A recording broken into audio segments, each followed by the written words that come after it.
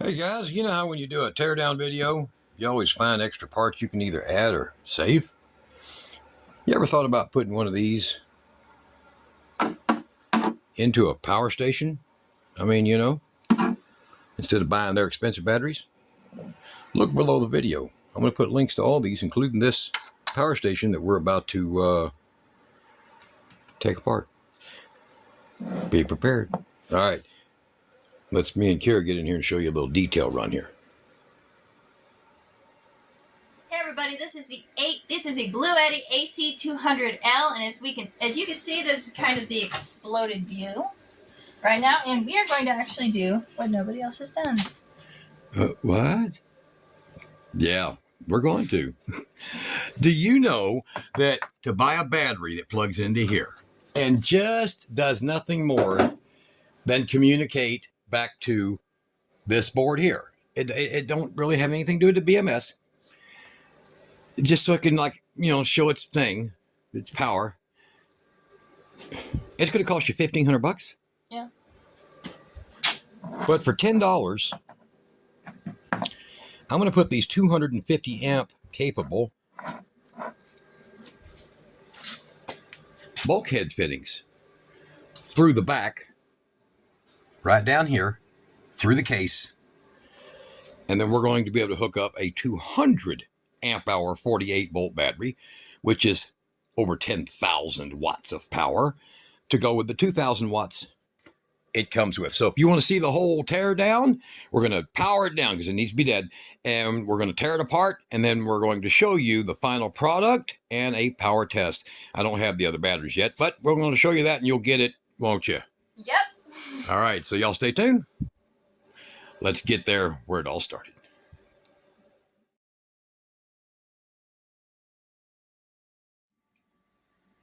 Hey everybody, we are back in the shop with a brand new video, and we are going to be doing an overview of this Bluetti. We have heard a lot about it, and we want to find out for ourselves, is it really as good as it seems?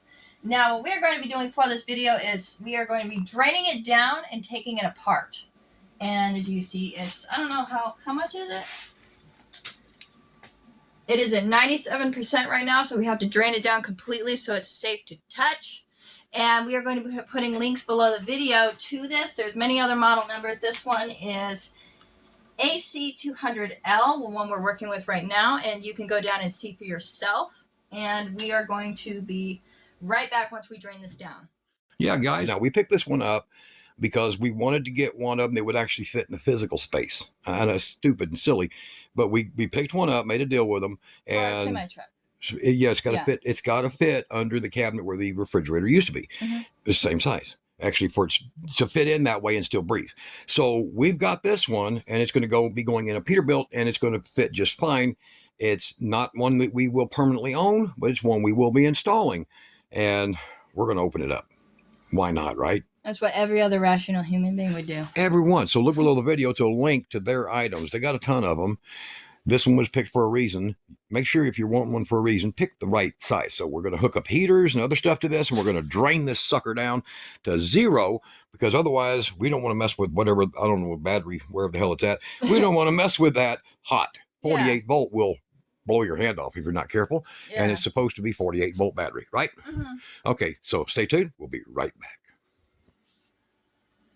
Alright, before we get started on draining it, I wanted to show you how the app works real quick. So we have the app right down here, and you can see what percentage it's at right now. And you can also digitally switch it to AC. So we're going to go ahead and turn the AC on, and you can see it show up. Hear the click. And then we are going to be draining it with these 2 heaters right over here. I'm going to go ahead and plug them in and get started. They're really tight, high-quality plugs on that thing. Very tight plugs. Okay. I'm going to go ahead and turn them on, and it might take a second for it to receive this information onto the app. So what do you got over here? But 800 watt draw. Yep. And over here, kick that one on. I'll turn it to the max gear. Yeah, okay. Okay. So now you're looking at what it's saying that it's drawing, and here it's showing right over here. Currently drawing 1.3 kilowatt. So 1300 watts. And up here it's showing us 1382 watts. So this one here is just kind of rounding it out to show you what it's doing here. I'm going to see if it does anything different. Yep, there we go. If you tap on that, it'll actually pull up the dead on accurate. And look at this. Look at this. Look at this. This is what makes me so happy. 120 volts. Man, if they're not 112 or higher, man, there's sometimes trouble. So at minimum 110, but we've had some of these, they're 108, 107. Yeah. And the reason they do that is they're actually splitting a European style voltage instead of making a better board. They made a better board. That's a great outcome. Look at that, 120.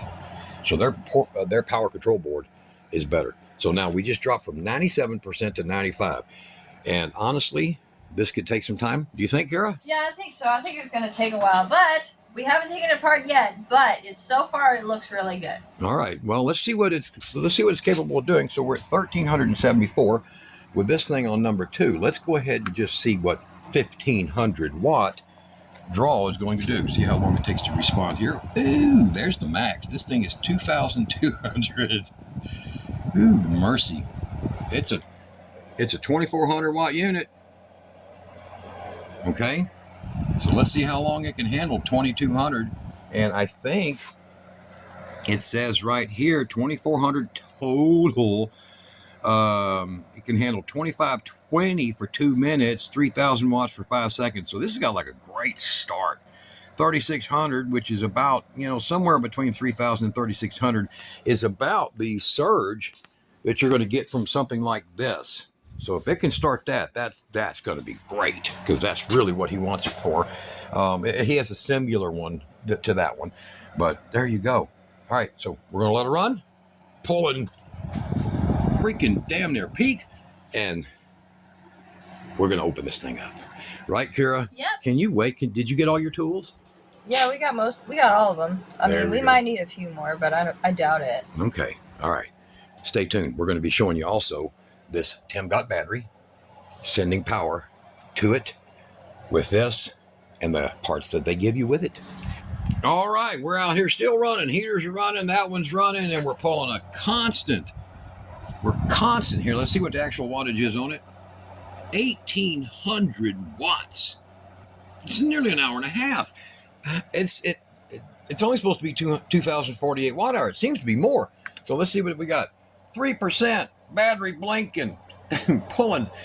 This is pulling like 80 something, 85% load. Bluetti, I'm impressed with you already. You're going to do good in that truck. So we're going to finish this out. It's going to die here in a second, kind of obvious. And we're going to crack it open.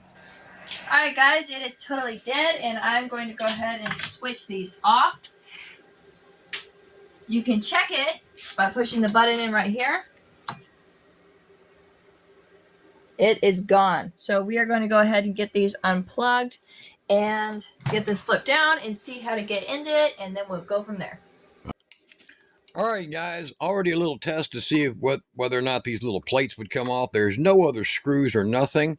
I've already pulled this foot forward and then used a magnet, and I cannot sense anything underneath here magnetically.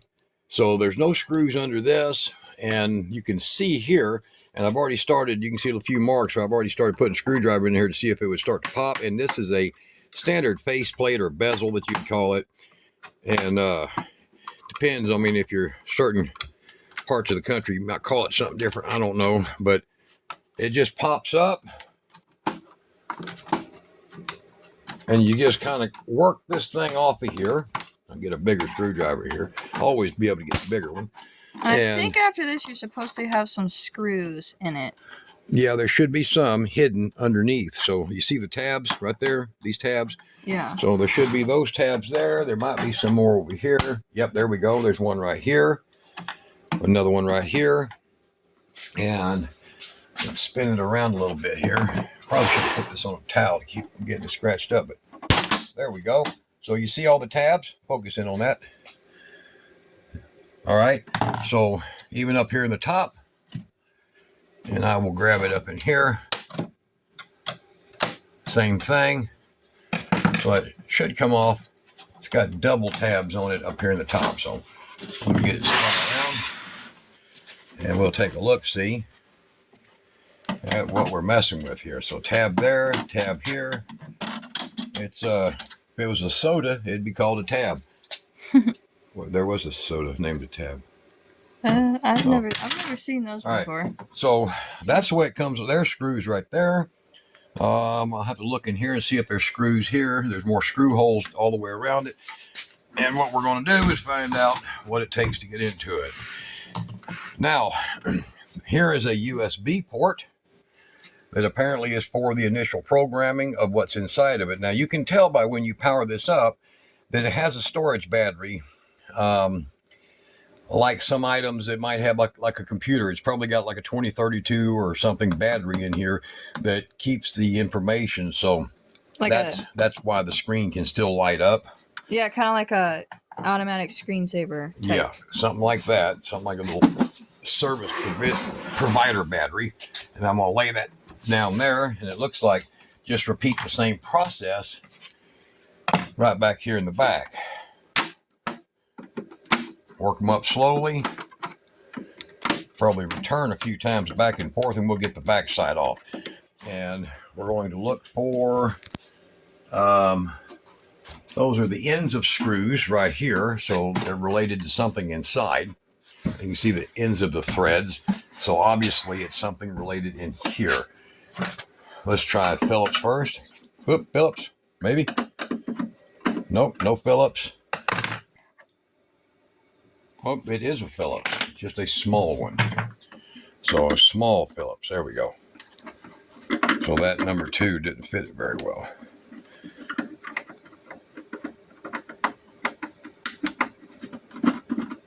What I'm going to do is I'm going to back all these out. And I think from what I can tell here, do you see that hardware there? Yeah. That looks like that's clamping the rest of this face plate. You see it? Yeah. Right here, this top plate. So we'll have to see what it takes to get that out. Let's see here. Another one over here. I don't see the source of those long screws that are down here, so that might be part of the battery compartment. Okay. All right, and then... What about this hole right here? Is that a screw? No, it's something else. It's like a reset sensor or something. Okay, gotcha. All right, so we're going to go here. All right, stay there. I'm going to grab the impact. Get my little trusty Black & Decker on that. Damn, there wasn't nothing on that one. Whew, there wasn't. Let's see something here. Take a look at this. That's a little uncalled for, guys. That should have been a lot tighter than that. Oh, wow. Yeah, that's very long. There's one of them long screws I saw the tip of. Oh, okay. I can't film it. There we go. That's what was sticking out down there at the bottom. Okay. All right, there we go. That's a meaty freaking thing. Looks like it's molded and then machined afterwards. All right, so there's your handles. And they do, the bolt goes all the way down to the bottom for carrying the weight. So it's pulling from a platform down here in the bottom, which is a very good idea. Okay, so let's repeat that process over here. Let me try it. See my fingers up here? Just with my fingers. On an extension. That is just, I don't know, maybe there's no Loctite or nothing on this. All right. Hold top. There we go, and we'll just set them aside right there. Okay. All right, but something just all lifted, didn't it? Felt like something in here grabbing that. So hold on just a second. Okay.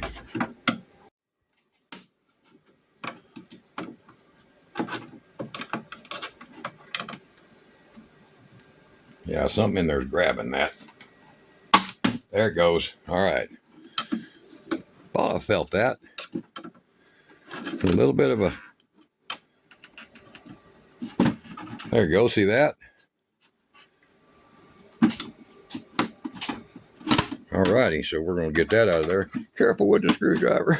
You hit the camera a little. Did I? Yeah. Okay. How much did you pay for this before you proceed? No, it's like $1,000, I guess. Ooh, look at that baby. That's not a nice looking. Really? Okay, you have the power switch here. You have all the control, and there it is right there. See? Right here's the battery on it. Here is the thing I don't like. I do not like these captured outlet setups. I don't like that. That's a captured outlet setup where they just go through a board. I prefer them hardwired, where if you have to change one out, it's a lot easier. So this has a lot of filters in it, a lot of filtering. So that's kind of nice. Real significant cooling in here.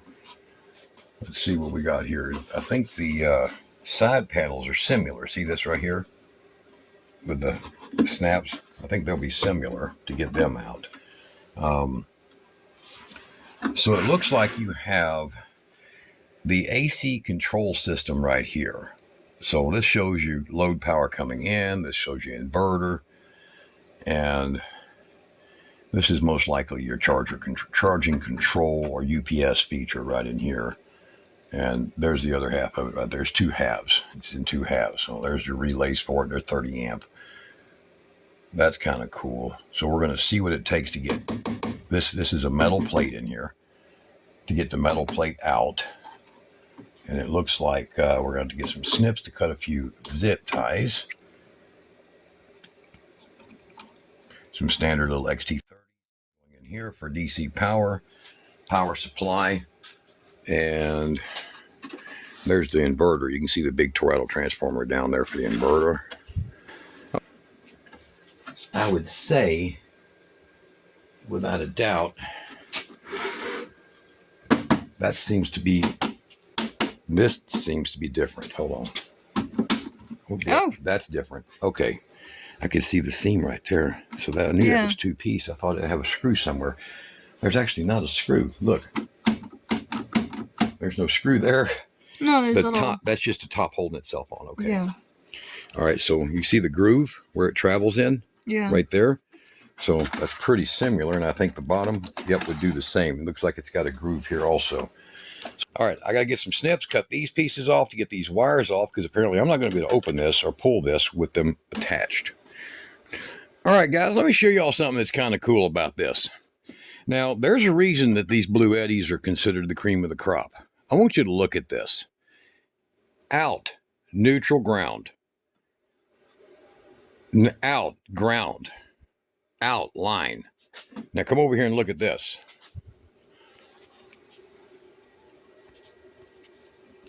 Now you're going to see it right there where it says the same markings right here on this board. And then there's a symbol right there where you can actually check it to get a schematic on it. So there's your ground, there's your neutral, and there's your line. Mark the same. No, I'm going to come over here and you're going to see the same. See right here? Load. And even the lettering. The same identical stuff. See it? That's impressive. So here, I'll give this back over to her. And one of the things, look, if you guys work on any of these, you need to get you something like this. I don't know, Harbor Freight, wherever, it's a little magnetic tip. Because it would be tragic to drop anything inside of these. So you'll see I got the screw out right there. And what I'm going to do is I'm going to take the Phillips screwdriver and I'm going to back it out until the thread is bounced out of the threads. And I'm going to grab it like so and walk it out of there so that you're not dropping it inside your item or your device. And then I'll keep a pile of similar screws. And some of them, if they're different lengths, I'll mark them. Now, over here, I've taken a picture of what I'm doing, as well as marked silver right here. And there's a silver mark in here. Even though these are labeled, they'll be almost the same length once I take them out. So I'm going to get that. There you go. Actually, that's an XT15, I think it's what it's called. So there you go right there. That's out. Now, I don't think there's anything else that's holding this in. Let's try it. Might be a wire Well, no, there's not. I thought that'd be a wire I have to unplug. All right, so what it has is it has a full multi-pin data plug right there. Isn't that cool? That does make assembling these really nice. Also replacing a board or a part. Still don't like this part, but I like that. I like that a lot. All right. So far, so good, guys. All right, we're going to take that out of there, move it over here. And I've got this, which I can just lay down. And then we have one final screw right here, I think. I'm not sure. It's going to take this metal plate out. Let's see. Something's snatching it. Let's see where it's at here. Oh, it's just a twist, I think. There we go. Yeah, it's catching on that metal there. So that's like a fire plate, you know, fire resistant plate, flash plate. And then I've had to cut all of these little zip ties. So as I reassemble, I've grabbed me a pile to start putting it back together, as long as I don't blow it up, right? Okay, yeah. So here is your inverter. Your inverter has decent sized capacitors. It does have a very large charging transformer in it. See right over here? Come over here. That would be your charging over here. And look at these capacitors here. Very good. These are Capson capacitors. Very good. Look at these ones. And yeah, these are just for your loads for your stage. Yeah. And so this is your first stage right over here. This is your second stage. And very nice, actually. There's a big one right here. Yeah, that one there is going to be for your DC. Gotcha. Everything's kind of separated out into its own groups. So this is really good quality stuff. I mean, really good quality stuff. I do not see any junk brand stuff in this. I really don't, which is really kind of cool. Hell, even their ceramics. You see this here? Midline fan in here. Look at that. This thing must run very, very cool. A lot of heat sinks, but this thing must run very cool. So it's using two mid fans, okay, that are set up for draft. And that's why you couldn't hear it running. Because it's creating a whole cabinet draft system. See, with all this plastic, high temperature plastic here. So it's creating a whole cabinet drafting system here. So even your DC side has its own heat control. That is kind of cool. All right, so guys, this apparently is our battery links. Let's get a test right here on our battery and see if it's showing any voltage at all.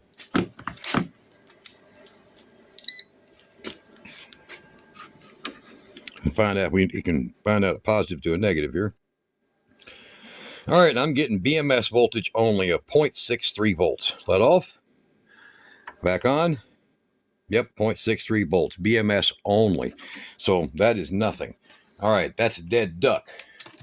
So very true that the battery was dead. All right.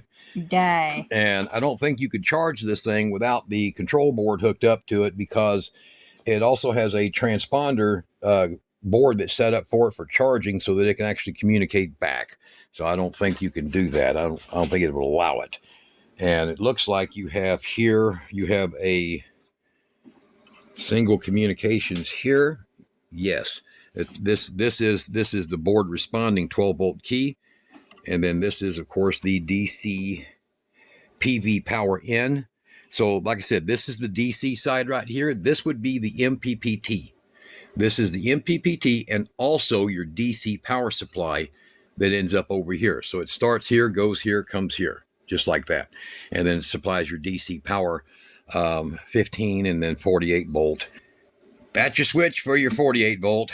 That's your 12 volt. And there's your little buck, 48 to 12 volt right there. This is what it is right here. So those are two power MOSFETs right there for that. Okay.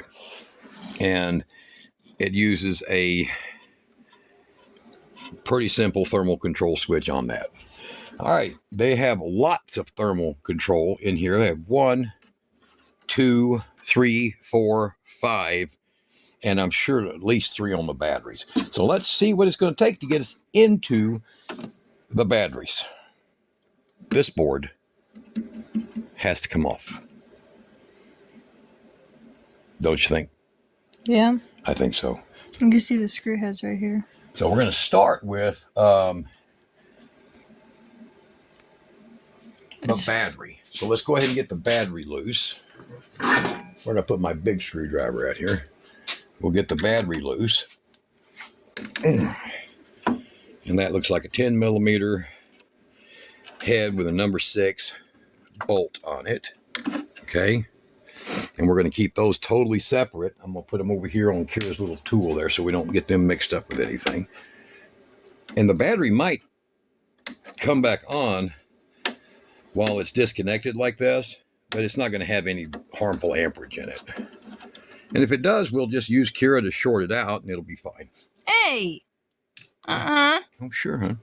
No. All right, so these are just copper nickel tabs, roughly about, I don't know, they're not a millimeter. I'd say 0.7 millimeter thick, 3/4 of an inch wide, so a 32nd thick and 3/4 of an inch wide, so probably very sufficient for 48 volt. Okay, all right, I got to get these open in here. What? We have some strange copper shielding in here, and it's going to take a second because I need to get some of this stuff out of here to get the screws back here, and we'll get this board out. So most of the time, come over here and look. You will look for what's called the mounting screw. You see this right here? Get up close now. You can get close to that. You see that mounting screw? You see a little screw next to it? That tells you that's a chassis or mounting screw. You see that? Now, if it's another screw that's just like this right here, you'll notice it has nothing on it. Or if there's a screw that is just mounted in the middle of nowhere in here, it'll have no marking on it like that. So you see that little mark? That's how you know you're in the right neighborhood with what goes to a solid surface or your chassis mount. Okay, so in this case, I'm going to take this one out so you can see it being done on the camera here and show you how we make sure that we have no screw-ups. Okay, no screw-ups. Always carry this, always use that. Put that like that, and there you go. And get a good one. I've got plenty of them around here, but get a good one. And that way you can reach in and keep it from touching anything, because even with this dead, there could be enough charge in the capacitor to arc one of your transistors or something like that and destroy something really important in this. Now, these screws so far have all been the same. Every screw, unlike any brand I've ever worked on. So far, the Bluettis are just like, we got a trillion of these same screws. Let's use them. And that's what they're doing. So thank God for that. You can just keep a big jar of the same screws around. For me, it's a blessing because I get really fed up with, you pull this screw out, right? And it's going to be right at, you'll pull one out like that. And then what you got to do is you got to put, for every time it's a certain millimeter length, you put your little black marker, little dashes, so you know when it goes back. So if I was to say this screw was a 1/4 inch longer, what I'll do is I'll take something like this and make like 3 little dots, so I'll know that that's the screw that goes there. And then you have to remember that that was the screw that you made the dots for. I'll make a legend paper. Yeah. Yeah.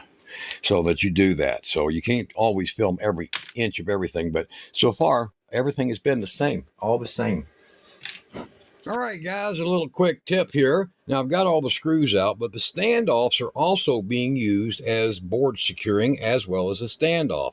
Now, let me show you something here. I have a special tool that is a magnetic standoff installer. Now, I got 5 sizes for this because the standoffs can come in up to 5 different sizes, all metric.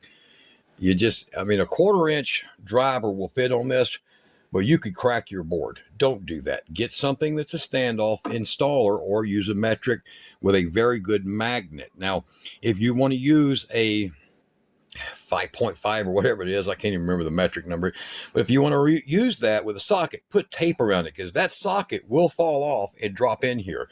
So I'll have Kira hold this and I'm going to show you how this works. So we'll just go down into this one. All right, it fits nicely on it, and then we're just going to remove it like so, and you'll see why it's important to have that. You see? Magnetic. That way this thing didn't tumble off in here and touch a bunch of your electronics. So I have no idea where to tell you to even find one of these. This one came with an adapter. This is a stupid thing over there. With different adapters that fit in it, and I've lost the end of it, so they're laying over here somewhere, okay? But that's what that's for, a standoff tool. Very, very good for this purpose. So it makes it a lot easier now to just remove the standoffs. Oh, and another thing here. I'm going to get a marker, and I'll show you. Look down in here. Everywhere that there's a standoff, I have made a little tiny arrow point. I don't know if you can see that. You can look at this one right here and possibly see that arrow point right there. So that I'll know that a standoff goes back in there, so I don't have to keep going back and forth looking to see where this thing mounted at, okay? You want to make sure you do that. I work on enough electronics. You always want to back up your plan. So same with that one. There's one over here. It's got a copper ground strap that's on it. I'm not sure if that's battery related or static related. It looks like the type of copper that's back here is once again, the beep is a stupid meter. Carameter. Over here, there's a copper strap, which is showing me that there is an isolation. The reason there's an isolation is because you got large transformers. See that? Large transformers all over on top of here. And they're going to put off electromagnetic frequency. What'll mess with your BMS on your battery is too much EMF. So this could cause a crossing field, and you want to make sure that that's isolated. So I'm thinking that's indicating an isolated structure right there. Okay? All right. I'll get this board off. Let's see here what's holding it. Looks like we have some other plug somewhere. I can feel it. It's grabbing somewhere. So let me get, oh, here we go. It's grabbing somewhere, huh? All right. There we go. And pull a little pressure on it and find the other hidden screws. Somewhere is another hidden screw. So, okay, I'll get the last of the screws out and we'll get this on camera coming up. All right. Now, one of the things you guys want to watch out for, you see the fan set here? There is a standoff that mounts underneath that. And you'll see that I marked it with a little arrow like I did all the rest of them. Had to take the screw out and the screw out over here. And there's a little standoff on this right there so that I can kind of let these fans go loose and then take this one out. And that's a total standoff that's involved in this right here. 1, 2, 3, 4, 5. I don't think I'm missing one there. And all, of course, using the proper tools for it. So I can just leave this sitting in there like that. And then I'm going to work it real slow. There we go. Didn't take much. And this is your inverter, MPPT, charge controller, DC power supply. This is the whole network of your system. Over here, it has a poly. Yeah, that's what I thought it was. Look, this is a static shield. Oh. It has a static shield. Well, you would think so with the BMS being in the battery, because I didn't see a BMS in here. So the BMS is with the battery, and gotcha. you would think so. So there's these little retainer clips or these little compression clips. You're going to give them like that and give it a little wiggle, and so that you don't rip this. You don't want to rip them any bigger or they won't stay. Okay. So I'll squeeze those in a little bit. Don't do it so tight they break.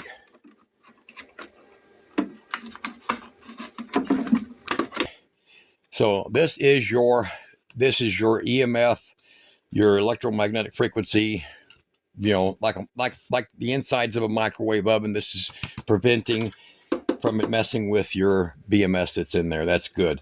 All right, so it looks like we've got bolts going down into the battery compartment here. I've got to see what it's going to take to possibly get these sides off here. And it doesn't look too too difficult, I don't think, but there might be some more clips in here. And I'm going to work on that for a minute, and then I'll show you how it happened. Looks like something there. See it? Something clipped right there. So they didn't make this too difficult for service. That's definitely a clip of some kind. See it? Yeah. They didn't make it too difficult for service, but what we're going to have to figure out is I'm going to take these bolts loose. They're going down to the battery compartment. And like everything else, they're the same size. That's really convenient. I love that. You can see it's the battery here because look, it's got the expansion joints right there for it. There we go. That's one, two, very short threaded end.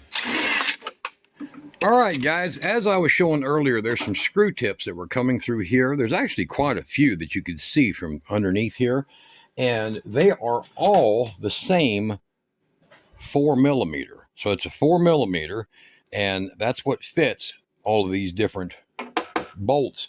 So all the bolts going through the battery case is already removed, and there is 6 that hold this big casting. And this is all a one-piece casting from what I'm noticing here. And I've got the last one here, so I'll show you how deep it is there.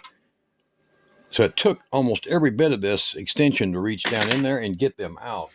Now, over here, those tabs that we spoke of earlier, they are related. So you'll give them a little pull. There we go. And a little pull right there. There we go. And now we should be able to come straight up. And we have our batteries, okay? And this is, take a look at this, Kira. This is one big casting. A nice one, too. Yeah, very nice. A lot of in-depth structural, you see?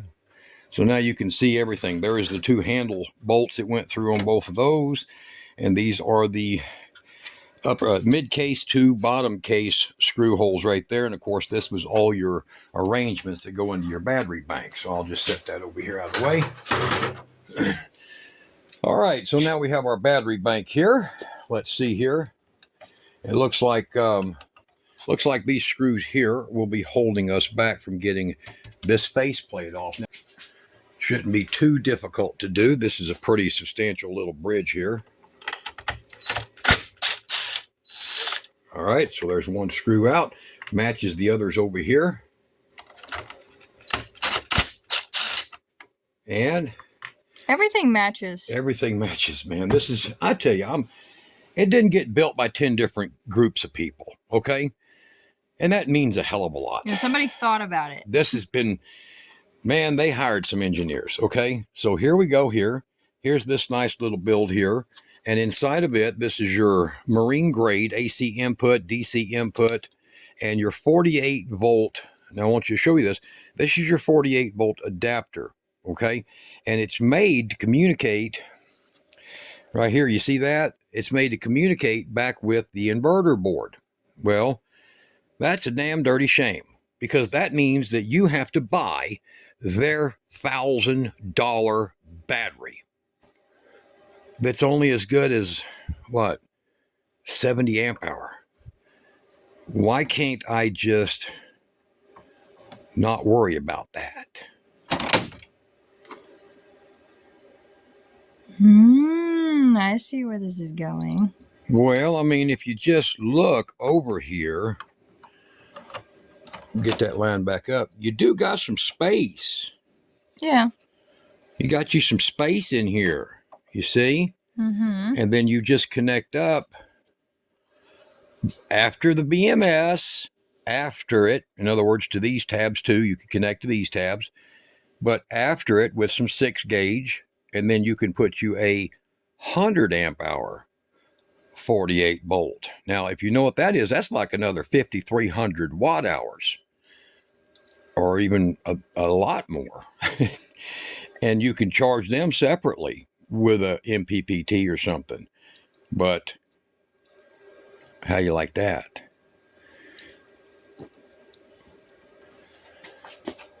You can just chassis mount them and connect them. That might be the positive goes over here, but we're going to find out, aren't we? And I don't know. I'll have to. I'll put it right up here. I'll have to go look it up, but I'll put up right here what the cells are. But it looks like we've got a pretty significant size pack for this to be 2,048 amp hours. So these have got to be at least 12 or 14 amp hours a piece for it to do that, according to this layout. Looks pretty significant. I'm going to get this thing back together, and we're going to do a quick charge and full power test on it. See what it does.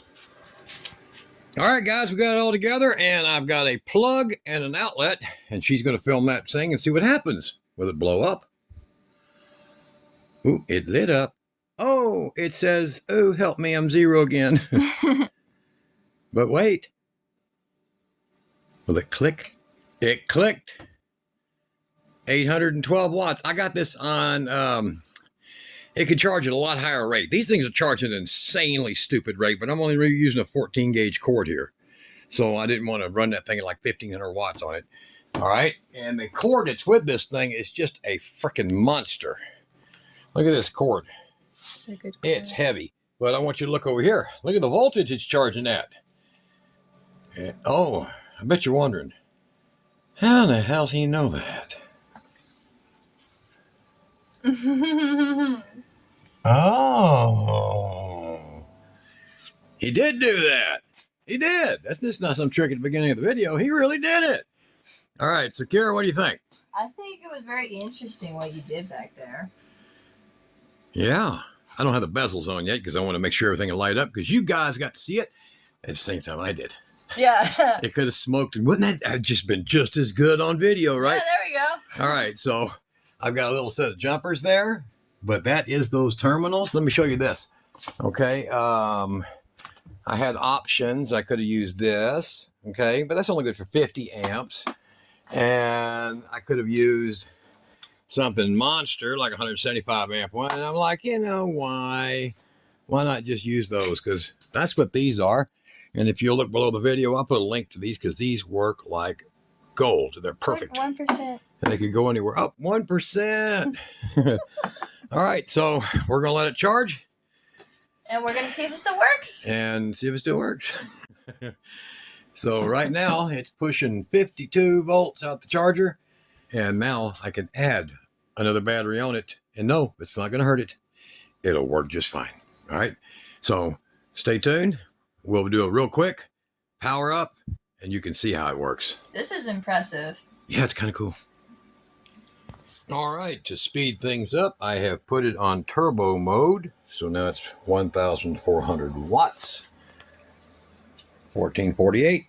And I have 69 watts going in from the battery over here. This is the most awesome Tim Gotts. I might have to get me another one of these. I really like these. I just like them because they're easy to deal with. So we've got that power coming in. 73 watts. Meters can't be 100%. 69 watts once it's been processed, and we're at 33%. Everything seems to be working. 54 volts. Charging up. Can't wait to run some power. Alright, we have got it all put back together. As you can see, it is fully charged now, and Dad can go ahead and show you the surgery that he did. Yes, we have a brand new 140 amp capable at 48 volt. And we have our 48 volt battery. That's one of our Franken batteries. That is a salvaged battery from a similar unit, not the same brand. And it's 2400 watt inverter did what when I hooked up a 1900 watt load? Exploded. It's puff. And it died. All right, so smoke. Battery voltage right now, 55.12. The only thing hooked up still is the solar, which is actually the 12 volt. 13.3, nothing going in. still all hooked up, and power is disconnected, and she'll go ahead and turn the power on. Yep, we are going to be running these two heaters and an additional 300 watts. This is 300 watts, right? Yes, that's 300 watts. 335. I forget them sometimes. I gotta wait. All right, so AC power is coming on. Clicked. And I'll turn this on right here so you can see it. It says AC power, and this has the lift power. It shows you the solar coming in right there and shows you Bluetooth. Boom, is on right now. So, all right, so we're gonna start. We're gonna go ahead. Yep, you go ahead and turn your 800 on. I'll turn this one on, and we're gonna check our load here, our output load. So our output load is currently running at 1400, and let's go ahead and get it up to high. 2230, not bad for a 2400 watt. Okay, now Kira is going to get my elephant gun here. She's going to get a revving.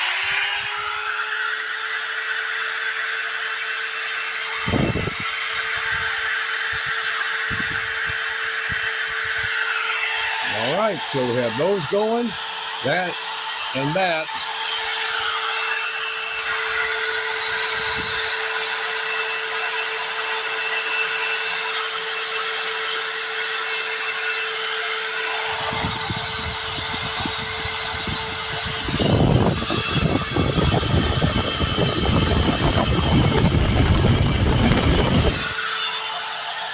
I'd say that's pretty much a pass. It's running right at its 100% constant.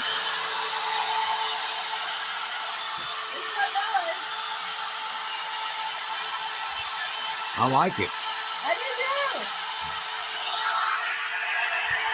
We'll give it a few revs, make it peak over.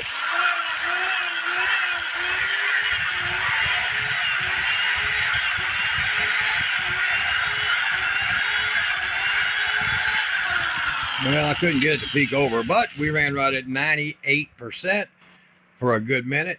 And that's not usual with these power stations, guys. That's why you've seen the inside. This is a Bluetti. That's why.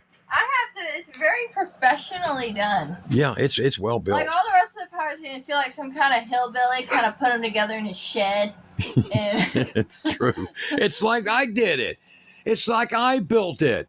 But this one here, man, this one's engineered. I got to admit, he picked a good one for this. So I installed this for a friend of mine. He's going to be putting him in a 105 amp hour, I think. I'm not positive. 48 volt battery to go with that so he can run his air conditioner unit.